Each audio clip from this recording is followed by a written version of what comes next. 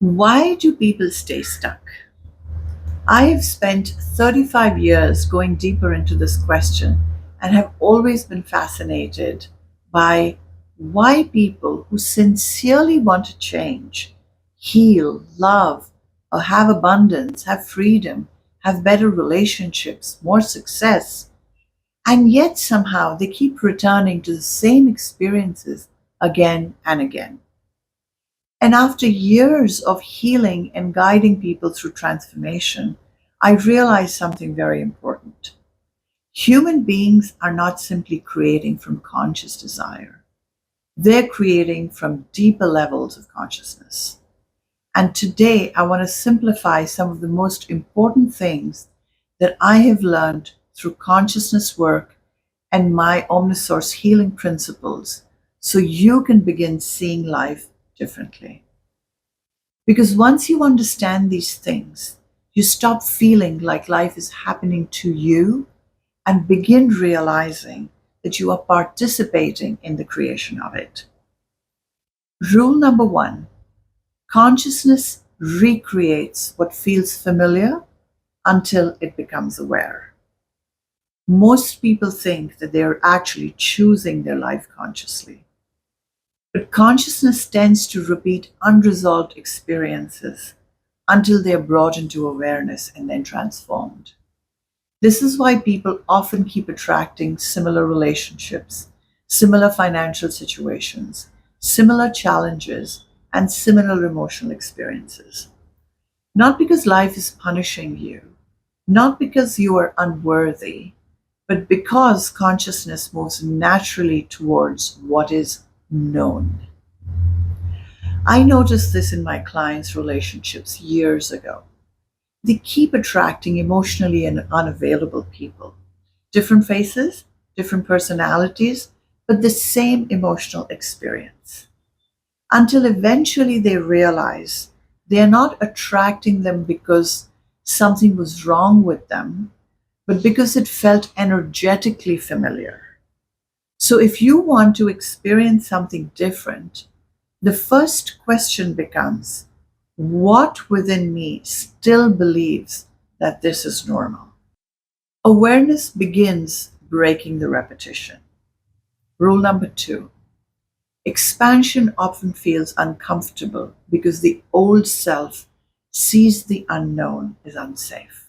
Whenever you decide to change your life, something interesting happens. You decide to start the business. You decide to leave an unhealthy relationship. You decide to speak your truth. You decide to become visible. And suddenly, fear appears, doubt appears, resistance appears. And people often think that this means maybe what I'm thinking isn't right for me. But often it simply means you're stepping beyond who you have been. Your system isn't reacting because your dream is wrong. It is reacting because you're entering territory your current identity has never occupied. So instead of making fear your enemy, observe it. Breathe, allow it. Create space for your body and energy to catch up to your intention. Because growth is not forcing, growth is integration. Rule number three: your outer life stays loyal to the identity you carry inside. Many people want to change while still carrying an old self image. They say, I want abundance, but inside they feel, I'm not good enough. I always fail. I'm invisible. I don't finish things. So your internal world can only reflect the version that consciousness believes you are. I experienced this myself when I wanted to start showing up online. I wanted to share my voice, but a part of me carried this idea that I'm too shy. And then I was afraid that what if people judge me? So every action really felt very heavy. And not because I couldn't do it, but because I was trying to create a new reality while I still had that old identity. the outer world eventually follows the inner world. Rule number 4: consciousness responds to inner experiences as much as outer experiences. And this is why meditation, visualization, intentional imagination are so powerful.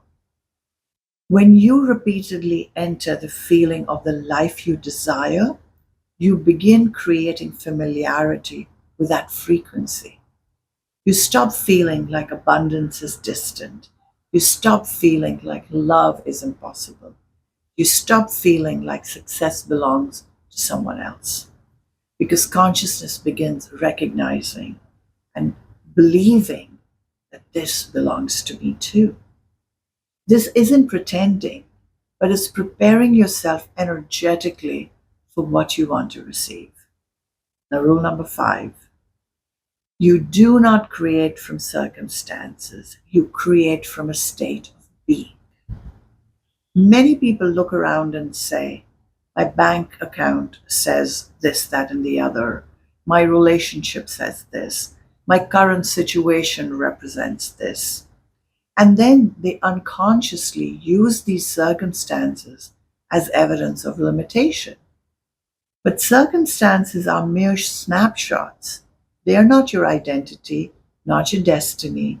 They are not your truth. The energy and consciousness you hold today becomes tomorrow's experience. So stop using your present reality as proof of what is possible. Use your inner truth as the reference point instead. Rule number 6: surface thoughts do not create your life as much as deeply embodied beliefs do. People consciously want many things. They want love, they want success, health, purpose, they want freedom, and they begin taking action. And then something pulls them back. Because underneath conscious desire, there may be unconscious beliefs that are saying, I'm not worthy, it won't last, people always leave, I am not capable. And these deeper layers become the invisible instructions consciousness then follows. This is why healing is not just positive thinking. Healing is unraveling and then transforming the beliefs that are hidden underneath your reality. Rule number 7: repeated thoughts become energetic instructions. What you continually tell yourself matters because repeated thoughts eventually become beliefs. Beliefs become identity. Identity then becomes reality. If you repeatedly tell yourself, I'm lost, I'm always struggling, nothing works for me, nobody loves me, then consciousness begins organizing experiences around that identity. You become aware of your inner language. Not because you need fake positivity, but because words carry direction. Rule number 8: energy follows attention. Whatever consistently occupies your awareness expands into your experience. If your attention lives in lack, fear, problems, betrayal, scarcity, you begin seeing evidence of that everywhere. But if your attention shifts towards possibility, opportunity, gratitude, growth, abundance, and then everything begins to change. You begin noticing doors. They were always there. People appear, ideas appear, synchronicities appear, opportunities appear. Not because they suddenly come into existence, but because now you can actually see them. Rule number 9: your experience of life comes more from meaning than from circumstances. Life itself is neutral. You are the one assigning meaning to it. Two people can have the exact same experience, same event, but walk away completely with different realities. One sees failure, one sees redirection, one sees rejection, one sees preparation, one sees ending, one sees beginning. The event is the same, but the meaning allocated is different. And often that meaning determines the future. This may be one of the most important things to learn. Because when you stop making situations mean something negative, life becomes lighter. You have to stop asking, why is this happening to me? And start asking, what is this inviting me to see? The question changes everything because healing isn't about becoming someone else. Healing is remembering who you were before fear, conditioning, and old stories told you otherwise. And according to OmniSource healing principles, your reality begins changing the moment your consciousness changes. The outer world always follows the inner one.